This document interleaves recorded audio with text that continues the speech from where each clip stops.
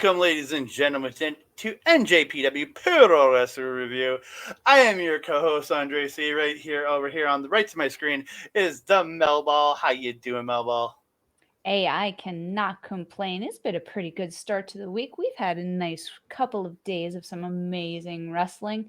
And man, we've got some big news that just kind of came out of these shows, Andre. This has been off the chain. Yeah, this weekend was full of start. This past weekend full of Stardom, which we're Hmm. going to be reviewing next. This upcoming Monday, we'll be coming out with another Stardom show reviewing the New Blood and the other trying and the Stardom Awards show. I want to say it's called.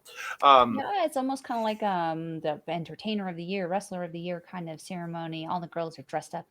and matches. So there are Yeah. matches involved too. So that I'm looking forward to. But we're here to talk New Japan, which came out with a bunch of news coming out of the January 21st show, which we will be covering next week because it Mhm. will be becoming available on New Japan World on January 28th for just your subscription price. It's like 30 some bucks Canadian. We're not making it rich doing shows right now. So we're gonna hold up and we're gonna talk about next week and along with some of the stuff from the New Beginning tour. We're gonna talk about them. But coming out of that show, we had some big news being announced the following day. So we're gonna get into that right here. Right here, the biggest one coming out of that Keiji Muto challenging Tetsuya Naito for the for his last match at the Pro Wrestling Noah show on the 21st. That's a huge match, in my opinion. I honestly was expecting Sonata for this one. I'm very surprised that it's Naito. But that being said, I do expect Sonata to be in Naito's corner for this. I'll be disappointed if he's not. But yeah, to have the honor of having being chosen by Muto for his last match, what an amazing opportunity Naito's being given here. I don't think he could have chosen it. The only person I think he could have chose better was maybe Okada. Just from an I in mean, he ring got his own standpoint. issues. Yes, and we're going to get to that. But again, I think marquee value and in ring, a guy that, again, Muto's in his 60s, I want to say now, or late 50s, and he moves I'm with you. slowly. This guy's going to make him look like a star, and Mhm. he's a name to help draw for that show. They're going to the Tokyo Mhm. Dome. They gotta Mhm. put butts in seats. This match is going to help put butts in seats. Coming off of the 21st show with the kick to the head, the table, everything. Kazuchika Okada, Kaito Kiyomiya, champion versus champion. This I think Muto's match is a big seller, but this is going to be a huge selling point for a lot of fans. Oof.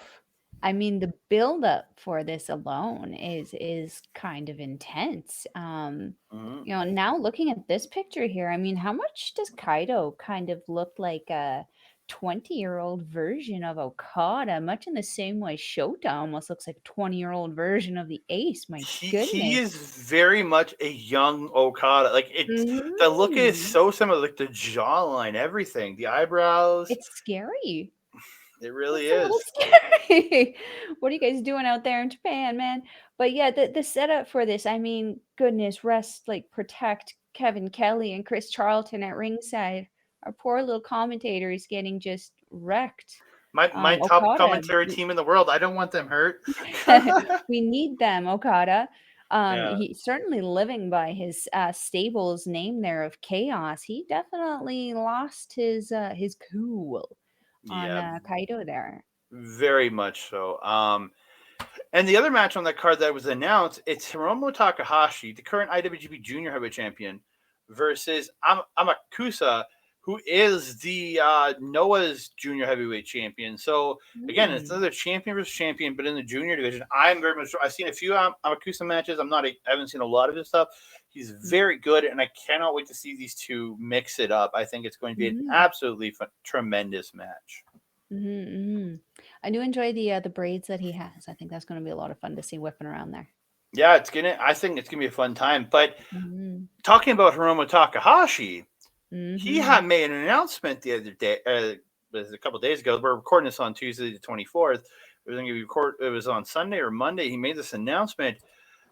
We're getting the All Star Junior Festival on March the 1st.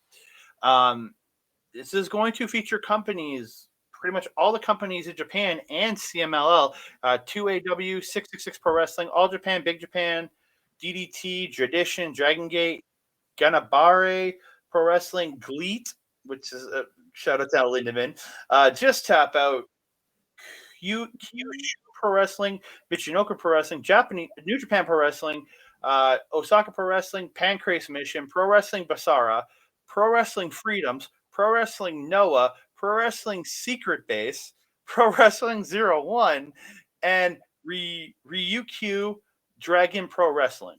That's all the announced companies that will be participating, sending juniors there. CML, I'm insanely excited to see like Teton come back, probably got to be part of this, being that he's Hiromu's partner. And thinking about anybody else coming for sale, and then Noah's going to put up some great guys. I know Dragon Gate's going to put up some great guys. Gleet's going to put up some great guys. Just have us get this. There is so much talent that could be potentially amazing for this tournament. I'm excited to see some of these CMLL guys come back over. I wonder if Soberano Jr. has maybe put on a little too much muscle to be considered a junior now.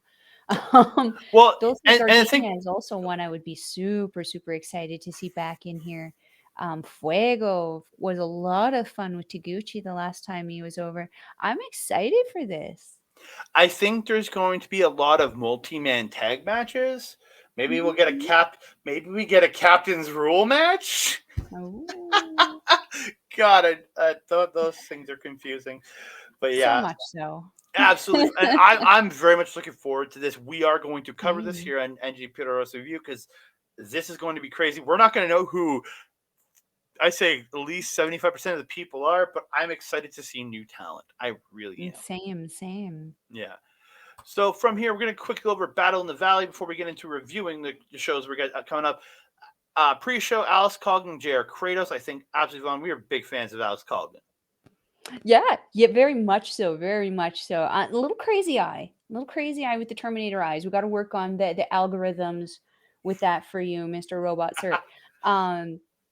But yeah, stunning mustache. I mean, I don't know somebody who has a finer mustache than that. I kind of giggling at Kratos. They're not the best picture to be using for that one. He just looks a little too smug with his look, in my opinion. But yeah, I mean, Team Filthy. I mean, they are known for that, right? Yeah. Yeah, this will be fun. This will be interesting. Did we not? Wait a minute. Did we not in last year see Alex Coughlin actually slam Kratos in Strong? I'm fairly certain we saw him get him up. It's very possible. I can't remember. It's been a while, and I've watched a lot of wrestling, so I forget things. I feel like we did. I want to see it again. Yeah, and then also in the pre-show, you got David Finlay taking on Bobby Fish. I think absolutely phenomenal match. David Finlay during the G1 and stuff, and the fact that we haven't seen him for a while with New Japan, other than Strong stuff, I want more of this guy. I love him. Yeah, he as you mentioned, he really definitely won a lot of people over in the G1.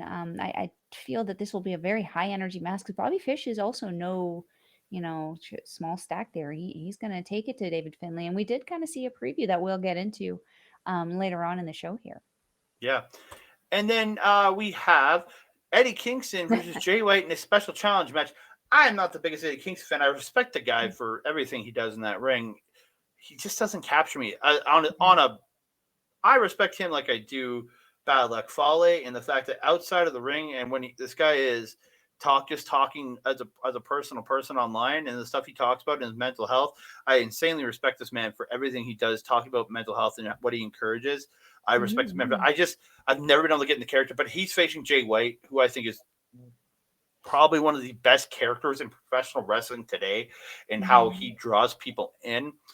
I'm looking forward to this just because I don't know what to expect from this because Eddie is very brawler, chop, wants to beat the crap out of you, and Jay White is a very counter technical guy. I would almost describe Eddie Kingston as spastic. He kind of kind of moves randomly and suddenly, which kind of almost makes his wrestling a little chaotic and very counter ask with the technicality that Jay White does have. Yeah, I agree with you. Jay White is one of the best characters, and I would say arguably one of the best heels, maybe only second to MJF on the wrestling scene right now. And he's just the way that he's able to mentally play with somebody. I feel that he kind of learned a lot of that in Japan, trying to Oh, translate very the much so. stories to the Japanese audience who don't really understand what the hell he's saying. Yeah, This will be it's fun. This will be interesting. I'm not entirely sure what to expect out of this one, but Jay White, he's going to make it happen. oh heck yeah. And then we got a Mhm. filthy rules match. So supposedly the ropes are going to be taken down. It's going to be an MMA rules style match. That's what Kevin Hmm. Kelly was talking about on the broadcast from the Mhm. January 22nd show.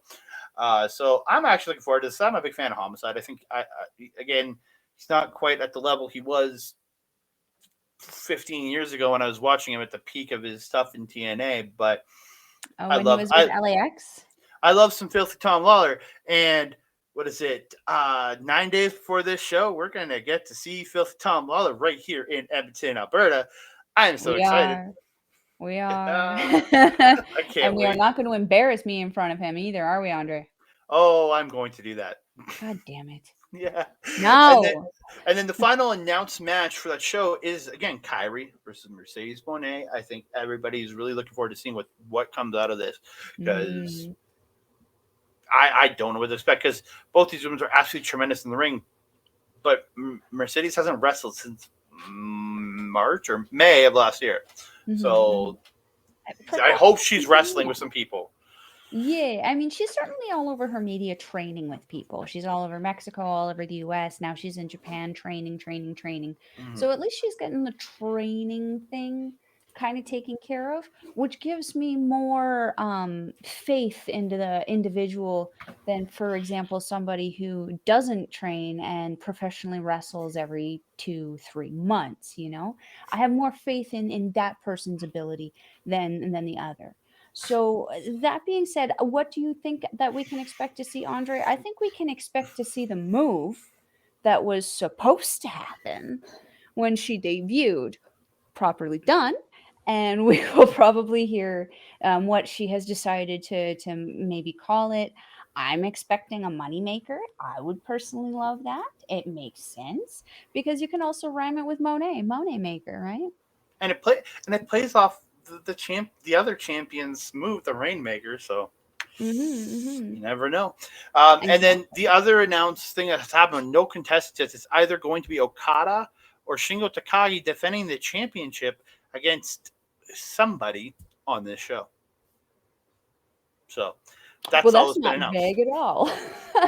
Because whoever wins their February 11th match versus somebody on this show, Will Ospreay. But again, Hey, I wouldn't complain about that. I've been quite digging Osprey. yeah, everybody knows my love for Ospreay.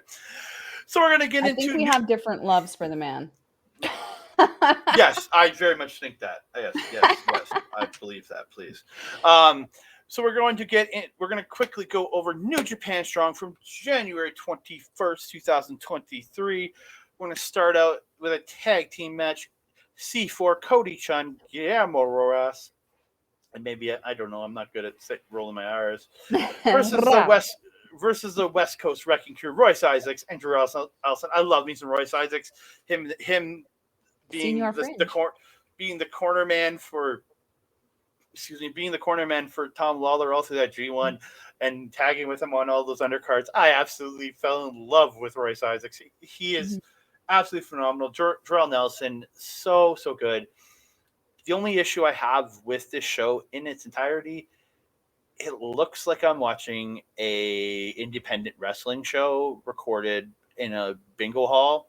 The Yeah. lights being shone into the cameras, the graininess almost of it, like the It felt filthy. and half of only one of the commentators being good at their job. I get that constantly with independent wrestling. So, and I am talking about Kevin Wah, Kelly wah. as the one that is good at his job because Sure, sure. Kozlov, like the guy gives it his all, but it's Mhm. very bland. And I just Mel hates him You're more gonna than I allow do. you to have the nice comment on that one because it's a lot nicer than I was saying.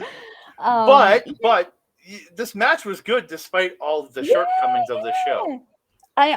I was getting so confused with the names, so I just called them like singlet and boxers because I couldn't understand the difference between the names. But I'm Cody Chhun very and Guillermo Rosas. That's two completely different names. I know, but keep in mind these are new people and how long it's taken me to learn the difference between a few moves, dude. I know who Cody Chhun is from seeing some independent stuff of his. Mhm. So the other guy, I had no idea who he was. He's handsome. He's handsome. Cody Mhm. or Guillermo? Guillermo. Oh, I thought you were talking I about thought Cody, so but okay. anyway. Okay. Uh, actually, a really fun match. Yeah.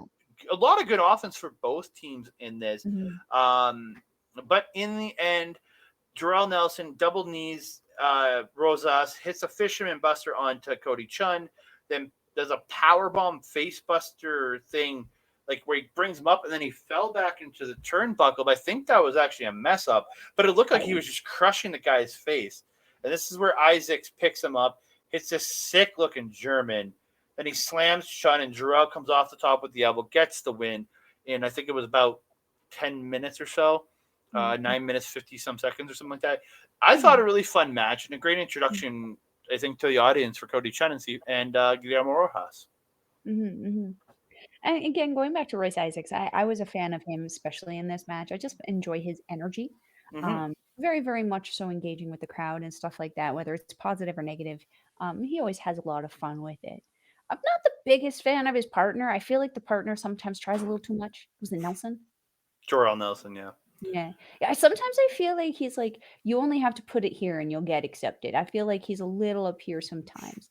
But I do really enjoy the West Coast Wrecking Crew. I didn't really like them when they first kind of hit the strong scene, and then their subsequent joiner with Filthy, not something that, But I'm I not think too the happy with. joining with But Filthy has really brought a lot out in both guys to really make you mhm. think of them, like enjoy the character that they present.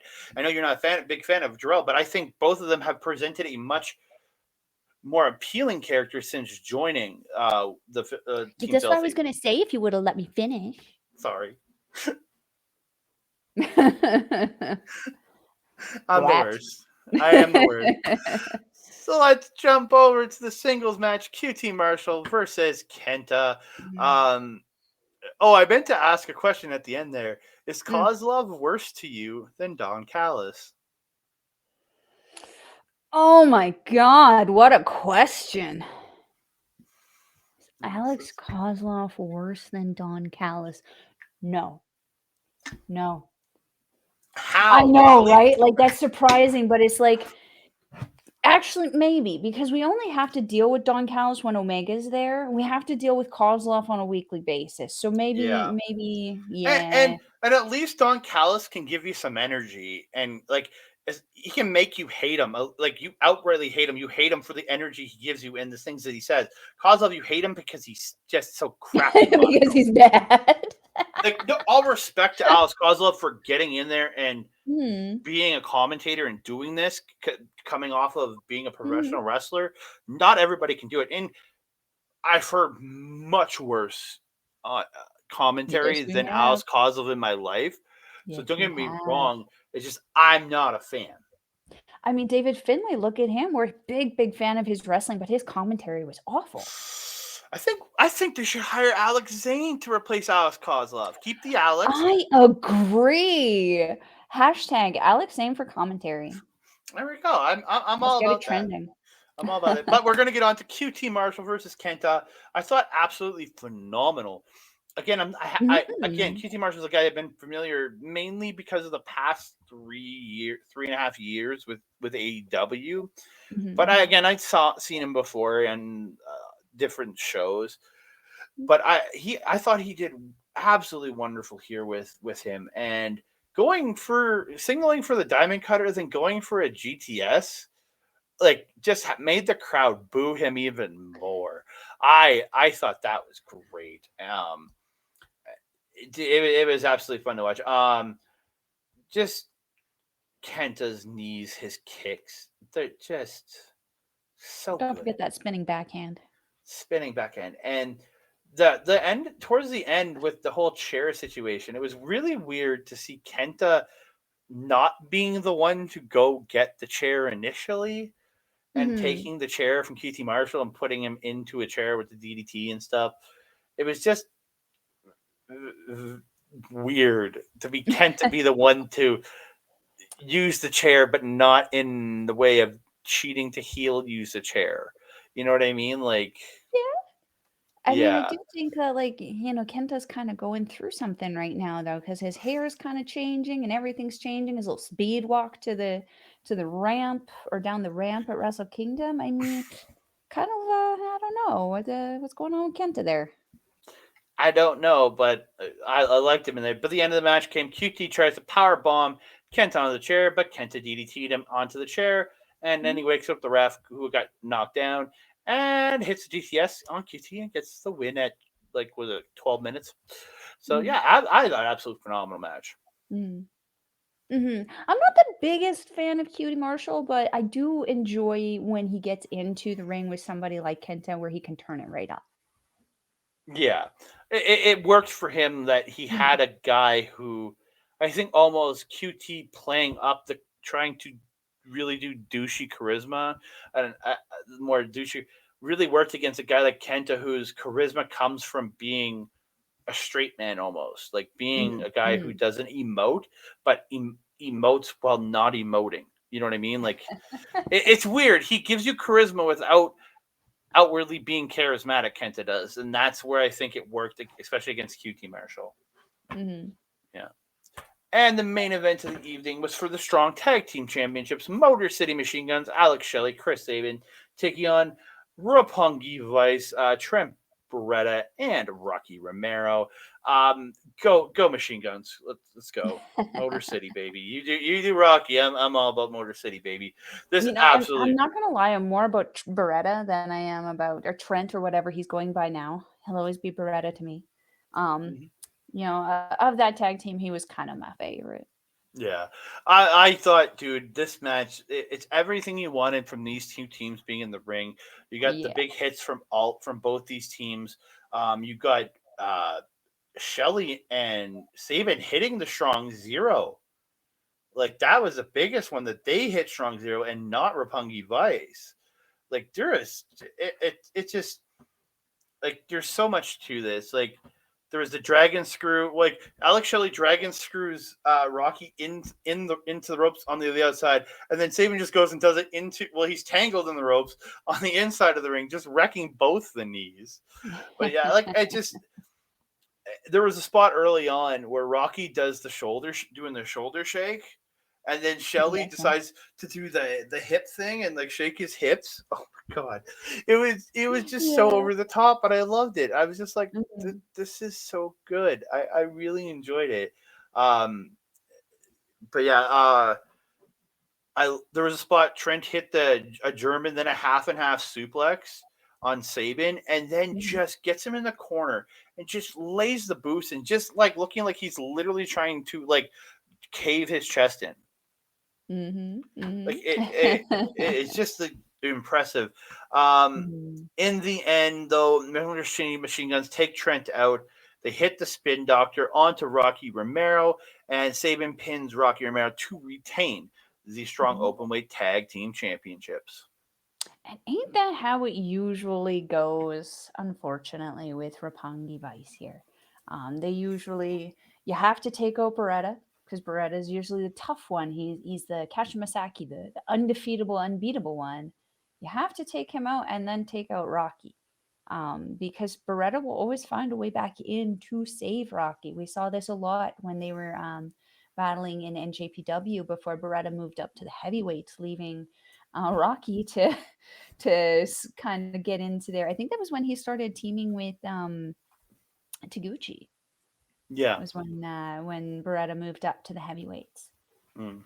So yeah, yeah. Ah, ain't that how that goes for Rapungi? But hey, Rocky Romero. You can't keep him down for long, winning the CMLL championship from Volador Jr. recently in CMLL. Yeah, So, Kevin talked about that on the broadcast. mhm, So yeah, mhm. a big spot. And do we see him represent CMLL at the junior thing? We don't know. Who's he representing? We don't know. Both. But before we get on to the new beginning shows, I want to give a big thank you to our sponsors, Rogue Energy. You can scan the QR code down in the bottom right corner. Go to rogueenergy.com, promo code OLE pods for 10% off your order. Rogue Energy. I've got my cup here, no Rogue Energy in it tonight because I'm going to bed after we record and I don't need the energy to get me through to bed. So it's got some water here tonight, but I got my meaner shaker kawa, as we like to call it. But yeah, thank you, Rogue Energy, for the sponsor. And I want to thank all of our fans who have liked, subscribed, and everybody commenting on the videos. We really appreciate it. We are really loving seeing all the comments. Starting to see all the comments come in. Please comment all you can. Like the video. Subscribe to the channel, please, and thank you. We really appreciate it. More comments. We are going to reach out to you. We will talk. We're happy to talk to anybody who wants to leave messages on the show. We want to hear from you. Absolutely. Melball's always active in the comments. And she, like, we literally write it that she'll say Melball here and then I will write Andre here, so you know who you're talking to when you're getting your messages from us. So please reach out, comment. We want to hear from you guys, please. Join our conversation. Getting back into it, we are doing the new beginning in Osaka, or no, Nagoya. This one's a Nagoya show, right? Correct. Well, yeah, Osaka's coming up. That's the February 11th show. Yeah, and which starts out with Togi Makabe and Toriano, the most violent players, baby, making their reunion, taking on Oscar Lube. I don't know how he said it. I want to say Lube. Is it Lube? Lube. Yeah, Lube. And Yuto Nakashima. A great fun match. I thought Yuto and Oscar got a good bit of more offense than I expected them to, especially on Makabe. That's the one where I thought they got. I expected them maybe to dominate Yano, but not Makabe in this. But yeah, there was a spot where was it Lube hit the leg drop onto Makabe, or sorry, and while Yuto had the legs, he drops the leg drop, and then Yuto turns it over into the Boston Crab. I really liked that little session there, but in the end, Makabe slams Yuto and hits the King Kong knee drop to get the win for the most violent players. I thought great fun opener. It really showcased a lot for Yuto and Oscar. I have to agree. But how awesome was it that once he did get that Boston Crab on Makabe, that Makabe was able to power through it and just walk his way to the rope to get that rope break. Still got it, that Makabe. Yeah, I thought, like, Makabe still got it. Like, that guy's got charisma for days. Again, I don't think he's championship material anymore, but the guy that's in the opening matches, making young guys look good while still kicking their ass, I absolutely love it. Again, it's where I think a Bad Luck Fale should be at this point in his career too. It's not a demotion. It's just you're helping to bring up the next generation. You're at that point. Your big point. Your title potential is over. Let's help build the next generation of guys. And I absolutely love this. So absolutely phenomenal match here. So like I think Oscar and Yuto both have a great future going forward with New Japan Pro Wrestling. 100%. Yuto's getting jacked. Oh, very much so. But we move on to the next match of the evening. It is an 8-man tag team match. El Desperado, Despy, as I'm going to call him throughout in the notes, Minoru Suzuki, Ren Narita, and Tomoaki Hanma taking on the House of I Just Don't Give a Shit. And that's all I'm going to say to that. Disappointing there was no like a different thing to call them every time we see them that starts with a T. They're just House of I Don't Give a Shit to me. House of Teats. Let's do House of Teats. You think big teats would be part of it. Oh, though. That's true. We like big teats. I don't I'm all about teats. I'm all about big teats. Come on. I love that guy. Whoa. I said I love that guy. Come on. Again, this is very much a house of torture, cheating, cheating, doing cheating, stuff. doing their crap. Mhm. Mhm. I don't have a lot to say on this one. Togo, there's one point got the garrote, but it's Mhm. broken by Suzuki with the rear naked choke, who gets a hold of the garrote and garrotes Togo, which I Mhm. really did like that part. Um, and then Narita got this like a PK while he's getting garroted. I was like, oh, that was great. And then he Mhm. got the Mhm. suplex into the Cobra Twist, and Red Narita submits Dick Togo to win this match.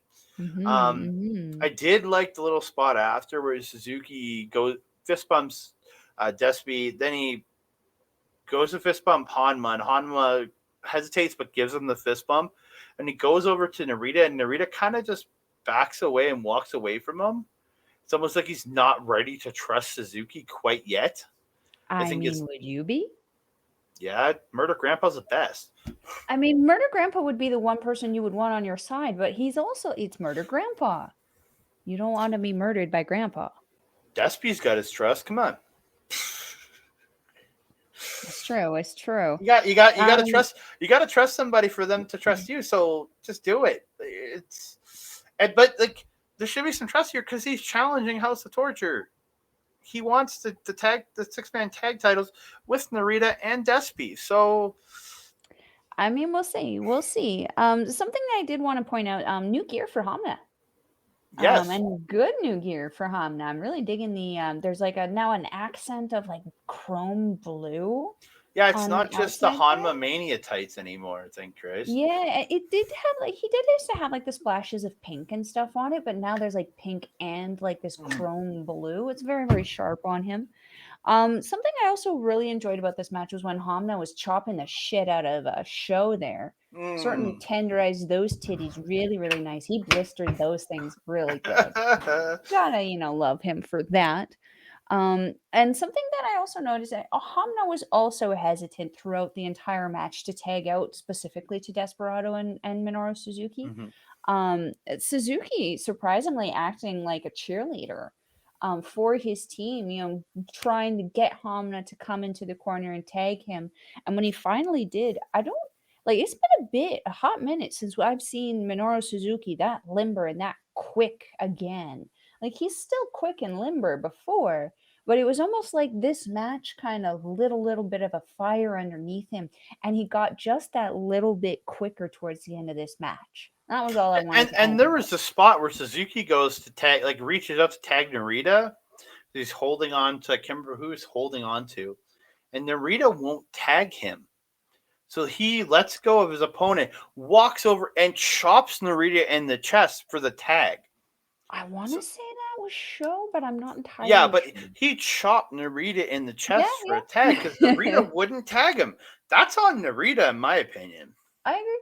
I agree. At that point, it's like if you're on the team together, that's one thing. It's like after the bell has rung, that okay, you can put that mistrust back on there. But while you're in the match, you need to suck it up, Buttercup. He's on Oh, your very team. yeah, 100%, 100%. He's not Kenta. Yeah. So again, great match, Hmm. quick match. So you're getting, I think it was like 9 minutes and 30 seconds. Yeah, it was pretty Everything short. on this on the show was anywhere between 10 and 12 minutes, except for the main event. So again, it made for this Mm-hmm. card to go by pretty darn quickly, in my opinion. Hmm. We got one of my favorite matches of the evening, TMDK. You have Zack Sabre Jr., Shane Hayes, Mikey Nichols, and the man, the myth, the legend, Kosei Fujita. The Ichiban sweet boy.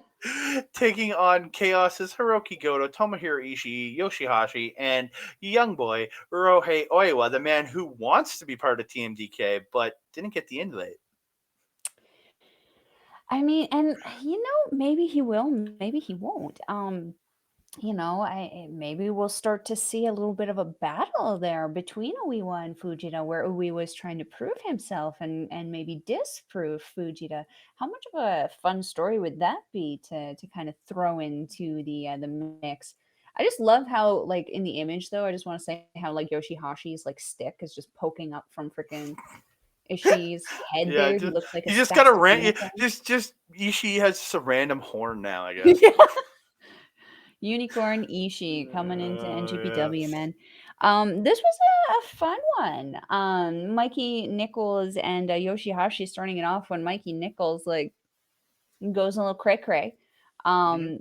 That kind of seems to be what it is that he's known for, though, and I gotta say, I'm kind of living for it. It kind of adds a new dynamic to the ring right now. And to be honest, I never really felt like the character that he played when he was in Chaos when he first came over this Mhm. round for NJPW was necessarily a fit for him. I definitely No. feel like he's come back into who it is that he's supposed to be with TMDK.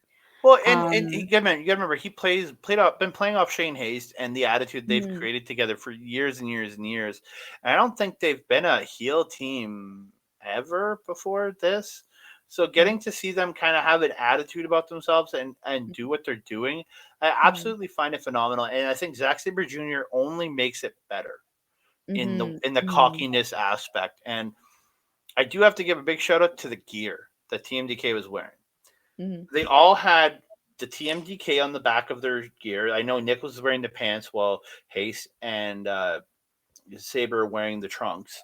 mhm, And they all had some kind of orange in their gear mhm, um, mhm, to do with it. And I really liked the look. And then they had their name and their country's flag on the front of their tights. I mhm, really liked it, except for Fujita, who, again, I still respected the fact that they kept everything off his gear and kept him just in the black trunks, black boots.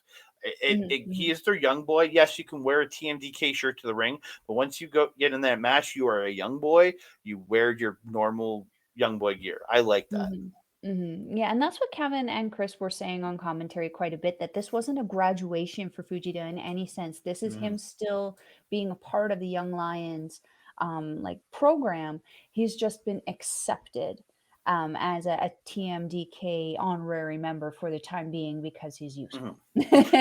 He's the TMDK young boy. He's their personal young boy. It's the same Mhm. way John Moxley had Shota Umino when he was Correct. over there for the Or G1. He Hikuleo had and Umino Dale. was his young boy. This is they he is their young boy. He's not a full fledged member of TMDK. He's a Mhm. TMDK young boy. Almost like an affiliate. It's an Yes. affiliate program. Yeah. But I thought absolutely phenomenal match. A lot of these Mm. guys doing great stuff. Yoshi-Hashi cheating in this match, coming in and double teaming when he shouldn't be, but you know. Those Bishamon samurais.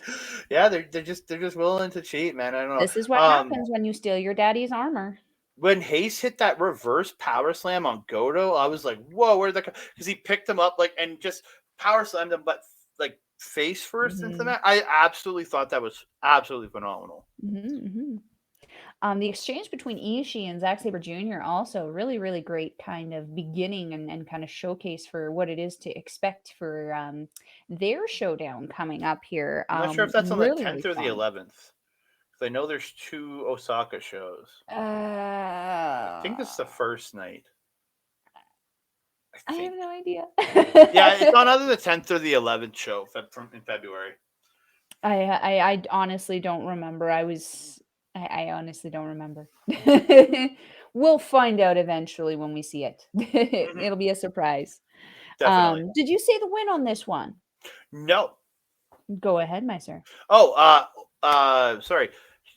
Huge drop kick to the face of Oiwa by Shane Hayes, and he power bombs the shit out of him and gets the win. Like emphatic power bomb there. And then when they're Mm, leaving, I absolutely love Zack Sabre Jr. just tossing the belt over his shoulder, and the main part of the belt laying down his back, and him just like holding the end of the strap here and walking yeah. out. I love. He used to do it with the Rev Pro title when he had that Mhm, too. mhm, I love how he just walked the way he walks out with a belt like that. I think it's absolutely just like mhm. fuck you guys, I'm out of here. And he just carries the belt on that certain way. I really do like that. I also enjoyed how he like simply put I think it was Shane Haste picked up Fujita by the armpits and put him on the you are our little child, you pose here. That was actually really good. It's like, no, dude, you're not main yet. You have to sit to the side, but you're still part of it. You're just on the side. Yeah, yeah. I enjoyed that. I enjoyed Yeah, that. Fun match. Good match. very fun match. And again, I'm a big fan of TMDK. So Mm. Shane Hayes and Mike Nichols are one of my favorite tag teams of all time. So yeah, give me more. Give me more. Move on to a 6-man tag team match. Hiroshi Tanahashi, Jackdo, and Master Wato taking on the Bullet Club's El Fantasmo, Kenta, and Taichi Ishimori. Gotta love, like I say, I always love the jacket from ELP. It's just gorgeous. And then Mm-hmm. ELP took a towel from one fan on one side, and then he's saying something to another fan, and this lady pulls up her wallet or something, or her purse, and Mm-hmm. he walks over with the towel, like handing it out to her, and she has her purse sitting up, like brought her purse and sat it up on the guardrail, like she was gonna buy the towel from him that he took from Yeah, another yeah. Little fan, shenanigans, yeah. that he literally took it from another fan and tried to sell it to a separate fan. That is just Endlessly and entertaining ELP. and then Kenta stopping him. He literally stopped him from selling the other fan, the fan's towel. I was Good like, guy Kenta. yeah, I thought it was absolutely funny. I really did. Mm-hmm. Honestly, great 6-man match. All these guys absolutely phenomenal, and ELP seems to have something with Jackdo going on. I guess I don't know where that's going, because I guess Jackdo is more the holding piece Oh, I know for the connection. Tamatonga, Sorry. right? Because he's going to Sorry. face Tamatonga. Yeah, that's the connection there because he's Jocto is more of Tama's affiliate than Yeah, I think Tama's just at Montez. home for the first part of the tour. So yeah. Yeah. And then there was the ELP getting the nipple twist onto Tanahashi, and then Tanahashi reverses into the double nipple twist, and then hits a dragon screw. Titty twisters. Tenderize them titties. Oh my goodness. And like this was what I was mentioning before also about Kenta. Kind of looks like a drunk Kenny Omega with his hair like that.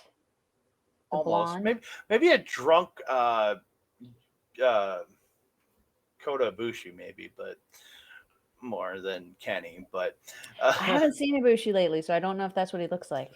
yeah, Ibushi might be the drunk Ibushi at this point. We don't know. He hasn't wrestled Yeah. in a year and a half, but we don't know. End of the match, though, El Fantasma stomps the hand of Jado, then hits a sudden death super kick, gets the win. Let's go ELP, next never openweight champion, coming up in a few days, in a couple of weeks. We got LP winning that belt from Tama. Come on, we all know what's going to happen. But after the match, Kenta actually attacks Tanahashi on the floor, puts him in game over, and has to be broken up. So again, they're leading to a match, I think, on February 11th too. So I mean, there's still got to be some tension, I'm sure, from that broken or dislocated hip for that IWGB. Was it the U.S. title ladder match that they had? That was rough. yes, it was the Yeah. U.S. title, and that was over a year ago. If you think about that, that was over. It was Wrestle Kingdom 16 that Last happened year. at. So, and they still have, and they're still fighting. The same year that Ibushi sky sparkled his face into oblivion. Yeah. Good times. So we move on to the next match of the evening. It actually is only a 6-man tag match. This is just the one that was put out because TJP had flight issues and couldn't make it to the show on time. So we get United Empire's Aaron Hanare, Francesco Kira, and Will Ospreay taking on just 3 guys: Douki, Taichi, and Yoshinobu Kanemaru. That is literally what it was listed on Cage Match as just 3 guys, because Taka's not in there, so they're just 3 guys, not just 4. They're just 3 right there. And the with right choice, Taka really. Michinoku. They're just 3 guys with really. Taka. So, yeah. Taka was down there in his suit, though. Oh, yeah, that's what I'm saying. That's what I'm saying. Just 3 guys with Taka. Oh, okay. I see. Yes, I see what you did there. Yeah, it's with Taka. Everybody starts just brawling at the start because these 2 teams just hate each other. It's already there from the Specifically Taichi and Osprey. yeah, but even Akira and TJP were having issues with Douki and Kanemaru already from their True. stuff at the Super Junior Tag League and That's on the true. January 5th show. So Mm-hmm. everybody's brawling. Taichi's getting Greco-Roman throat holds on the outside on Osprey, and Kanemaru and Osprey is running Akira into barricades, and Taichi's running Osprey into barricades. Yeah, just a lot of crazy at the start. There's a great spot later on in the match. Hanare just with the Muay Thai knees to Kanemaru. Mm. They're so smooth. He's gotten so good. He is very, very good, and I just want to see more from this man. I think he's absolutely phenomenal. He when he kicks people, when he hits people, when he knees people, I believe that he's hitting them because he just looks smooth. It looks good, and yeah, It's controlled. in the middle of this match, I wrote this down. The New Japan Cup. Kevin Kelly announces the New Japan Cup starting on March 5th, and we're gonna have English commentary for every day of the tour. And he said live English commentary, so that means he's going to be there during the tour. Yay! So he said it there, so I wrote it in my notes. Beautiful satellite DDT by Kanemaru onto Osprey. Yes, I had that. And noted, followed by the double stomp by Douki and getting a 2. So he's a Douki Chowki. He's a Douki Chowki, Kevin. You do better than I do, yeah. In the end of the match, though, Akira hits a flip up into a DDT, and Osprey and he comes down, hits a DDT, and what is it? Douki comes up, and Will Ospreay comes off the side of the camera and just cracks Douki with the hidden blade, and Ospreay pins Douki. Like, it looked brutal. That was a hidden blade out of nowhere. These guys are just so quick, so fast. When Ospreay says he's on a level, he freaking means it, you guys. That was nothing to mess with. Oh, he's on another level. There's no doubt. On another level, he is the other level. You are right on that one. I think the only person that might be on his level is Bryan Danielson. I mean, maybe he'll just have to climb that mountain, won't he? Forbidden Door 2, maybe. But we move on to the next match. It is an 8-man tag team match. Chaos is Kazuchika, Okada, and Yo teaming up with main units Ryusuke Taguchi and Shota Umino taking on Los Ingobernables Japan. Bushi, Hiromu Takahashi, Sanada, and Naito. Very quick start from Yo and Hiromu. They're just moving in there, man. And then just the athleticism. And then Sho ended up missing a plancha, and Hiromu just like, fuck this, and just whips him into the barricade. He's like, I'm not playing around. But yeah, like Fast and Furious throughout I think the entire match. Yeah, this was a very, very high-paced match. I'm not gonna lie, there was one point I forgot that Yo was even in the match. Just because I don't think I saw him as much as or paid maybe attention to him as much as I did when Shota was in the ring or Okada, or even Taguchi. I did remember there was one point where Taguchi was throwing his ass around like he usually does. I wrote that down. I calling it the forever hips because he was going from one side to the other doing the hip attacks. So it's like, it's shout out to Rocky forever ass. He was doing that forever ass smacks. There you go. I'm gonna call him the forever butt whips. The forever butt whips, well, it's not really a butt whip. It's more. That's not the whip. No, the butt whips are what him and Connors did. Remember? Yeah, it's true. Yeah. I missed that. I missed those. Back to the match at hand. there was a great spot. It was Umino hits a somersault senton, reminiscent of a certain Hiroshi Tanahashi, and Kevin Kelly calls it the Somerset. Yeah. I laughed so hard because even Chris Charlton laughed at him. Like, yeah. He got so excited. He said he combined the two things at somersault, sunset flip or something like that. Yeah, somersault and senton, calling it the Somerset. I think that's what that move should be called from now on, is the Somerset. I agree. And then right after the Somerset, Umino does the eye thing and does the fist in the air. Like he did it. I'm like, whoa, you're taking shots here, buddy. gotta be careful. And I don't think I'm gonna be happy with that because they're facing off on either the 10th or the 11th. I can't remember what show. They're facing off then too. So like, yeah. But in the end, Umino with a beautiful inverted DDT. Yeah. Onto Bushi, then hits that Death Rider. Shout out to John Moxley again for the win. And Chaos, the team of Chaos / main unit gets the win here. And after the match, we see Shota taunting Naito quite a bit, and also Yo and Hiromu there, kind of getting into it at ringside. I think they're going on the 10th or the 11th in One of those shows. one of the Osaka shows. They're doing a junior heavyweight title match. So, and even Kevin and Chris mentioning that Leo Rush attitude rubbing off on Yo there. Yo having quite the attitude and confidence in himself. So will we see Yo upset? Because it would at this point be an upset over Hiromu Takahashi after Hiromu just finally won the title back. We'll have to wait and see. I wanted Water to win the title, but okay. I know you did. And we didn't mention that he's rocking a nice new haircut. Yeah, he's just got to get rid of the Master Water gimmick. That's the biggest thing. Just go back to being what was his name? I can't remember what his real name is. Kurwato. Kawada or whatever they were. Just go back to that. I can't. The Master Water gimmick is with a cur at the beginning. You're not even doing the Grandmaster. He's not even doing the Grandmaster stuff anymore. So that just needs to go away. I think at this point. It'll be interesting to see how he evolves the character for sure. Yeah, come on, Gato, fix it. We're going to move on to our main event of the evening. It is a New Japan Pro Wrestling King of Pro Wrestling title match, and it is an MMA rules match. Now, as much as I love me some MMA, this was a judo match for the first half. This wasn't. It became an MMA match when they started throwing kicks and punches and doing a little more. This match was really slow.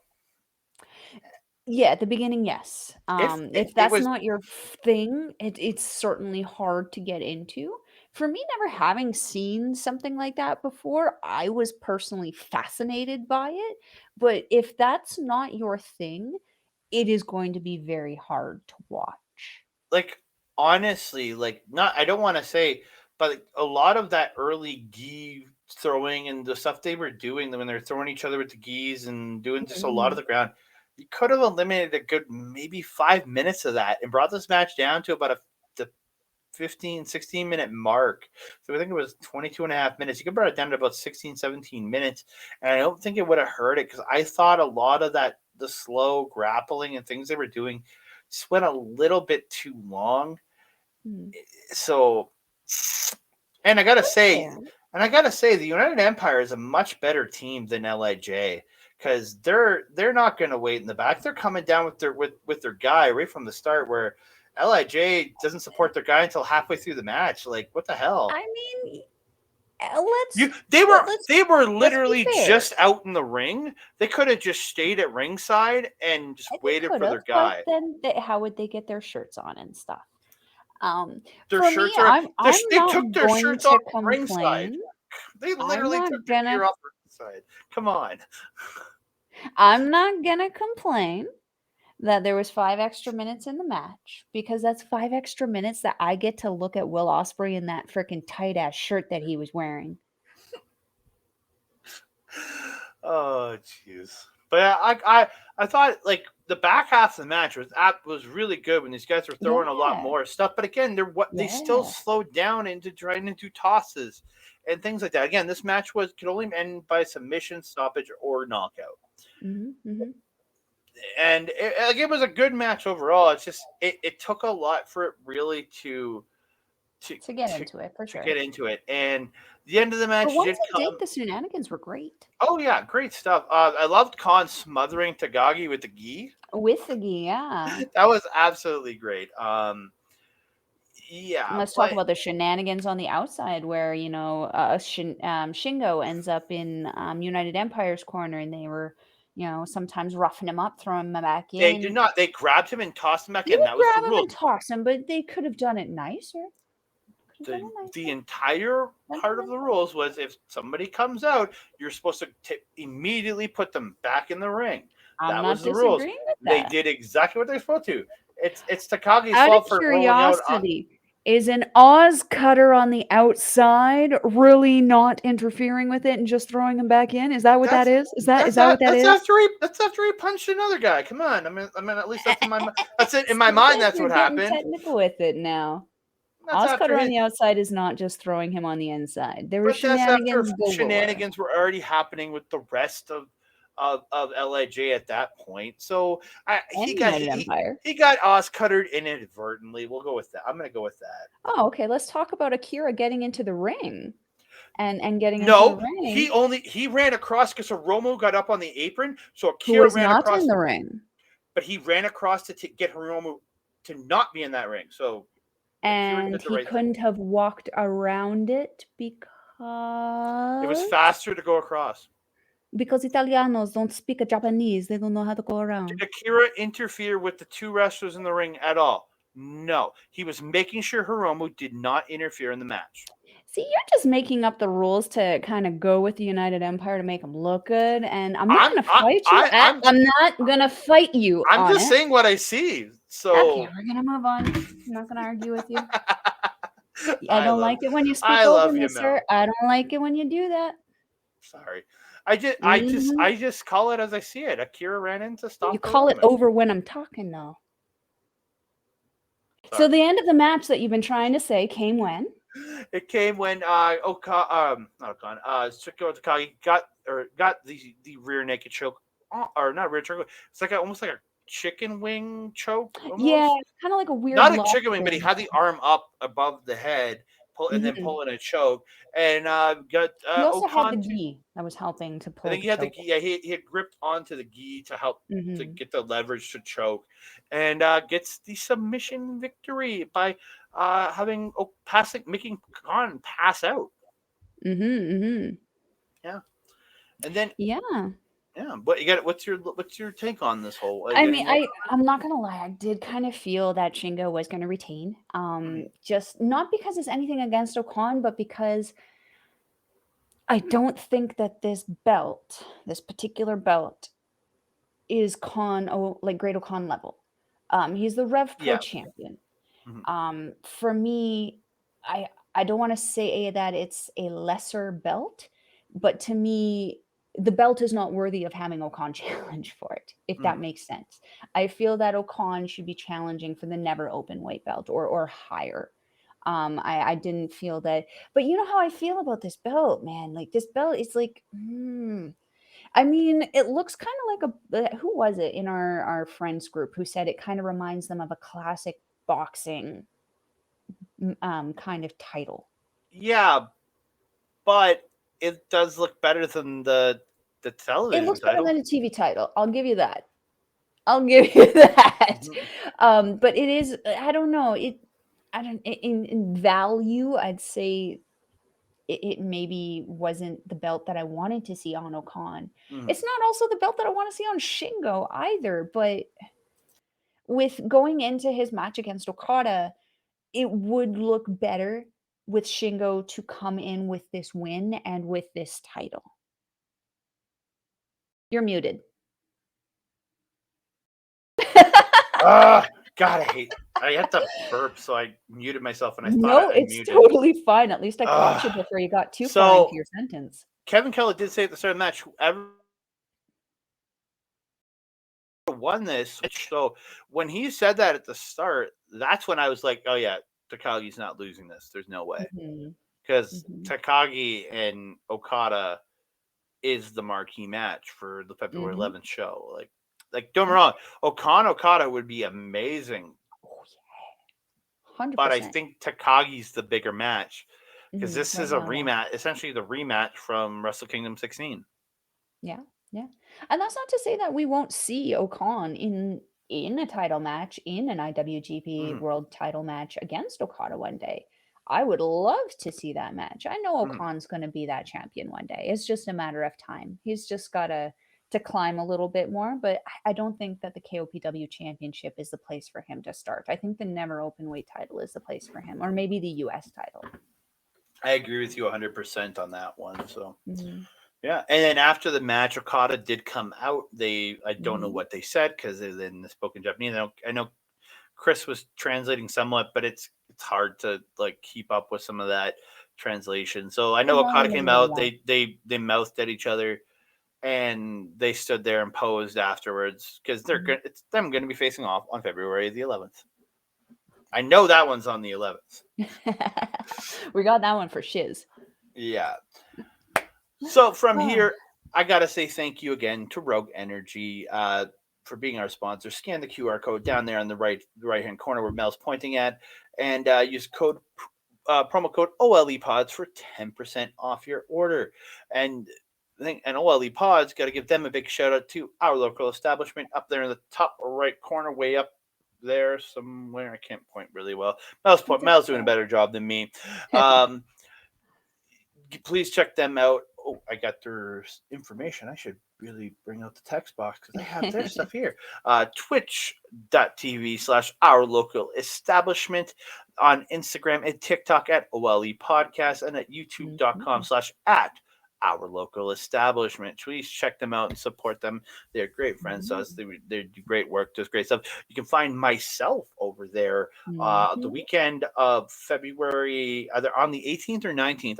Myself and OLED coming back with Marvel Talk. We're going to be breaking down the Ant-Man movie that's coming out on February 17th, which I have tickets to on February 16th. Yay! And I'm very excited, and then me and OLED are going to be there. So please check it out. And also want to give a big shout out to my boy Mike the Ref over on Backbreaker Video, Backbreaker Gaming, and twitch.tv/ Mike the Ref. I want to thank him very much for all the support he's given us, for me personally, over the years with everything we've done. And I got to thank him for supporting us here at Andre Melball Wrestling Talk for simulcasting there, which if you are watching us over on Backbreaker Video, please check out Andre and Melball Wrestling Talk on our YouTube at youtube.com/ Andre Melball Wrestling Talk. And if you're watching us on the YouTube, I want to say thank you very much for checking us out. We really do appreciate it. Please like and subscribe, like the video, subscribe to the channel, and please leave all the comments you can. We want to hear from you. We want to hear what you're thinking about professional wrestling. We had somebody just posting about Julia on the last Stardom show, and thank you so much. I don't have the name in front of me. I really do apologize. Will, thank you so much for reaching out, and we want more from everybody. Please talk to us. We want to hear from you. We will write back 100%. We love talking our wrestling talk. And also, if while you're over at our local establishment checking out Andre's Marvel Talk, you'll want to check out my little show over there, which is called Paramindful, which is a show that I do with Carl and my friend Alex, where we talk about spooky-ooky-ish, all things kind of spooky, haunted, cryptids, aliens, you name it. If it's spooky, we're probably going to talk about it. You'll also want to check out as Andre mentioned, all of our fun friends over there. We got Chris Parrish and Bobby Munson doing Busting Out. Bobby and Papa Smokes also do fusions. You have Astro Pizarro and OLE. Is it OLED? You said OLED. I love it. I love it. Sorry, Astrid and OLED are doing Taking Over on a weekly basis. And of course, you want to check out my good friend Astrid Pizarro's website also. She and I do the Ladies Wrestling Showcase every 2 weeks. We're going to be posting one this Friday. Tomorrow! Yeah, tomorrow. Yes. Going to be tomorrow at 5 p.m. Eastern, 3 p.m. Mountain Time, where we're going to be discussing Mercedes Mone. We're going to be discussing the WWE Raw 30th show and the kind of scandal and controversy coming out of that with the ladies. So we're going to have a lot of fun with that. You don't want to miss out.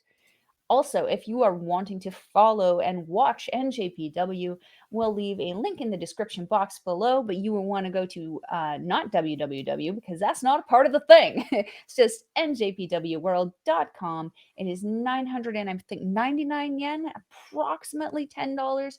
Canadian might be a little cheaper for you if you're American, but you definitely want to check that out. It is certainly worth the price to get your hands on some amazing wrestling. You can check out our life coach, amazing Fale on the Alliance Roar on there. That being said, Andre, my friend, now that I've had my long-winded rant about our amazing friends, if we're wanting to find you on social media, where are we going to find you? Right there on the bottom, you can see on Twitter at that Canada guy, Instagram at that Canada dude, and you can find me on Facebook through the Andre Melball Wrestling Talk Facebook page. And if again, throw your comments in at youtube.com/Andre Melball Wrestling Talk, which hopefully you're watching us right now. Throw your comments in. We want to respond. You can contact me and Mel there. And if you're wanting to follow a Melball on Twitter, you can find me at Collins Melball, or you can find me on Facebook and Instagram at Melball Collins. And like Andre said, you can find us on our Andre and Melball Wrestling Talk on Facebook. I am constantly on there posting all kinds of thirst traps for both the boys and the girls. You don't want to miss out on that. So that being said, Andre, do you have anything else to say to the beautiful people? We are good to go, babe. We're good to go. Excellent. So that being said, over there is your Andre. I am your Melball. We will see you next time. Adios.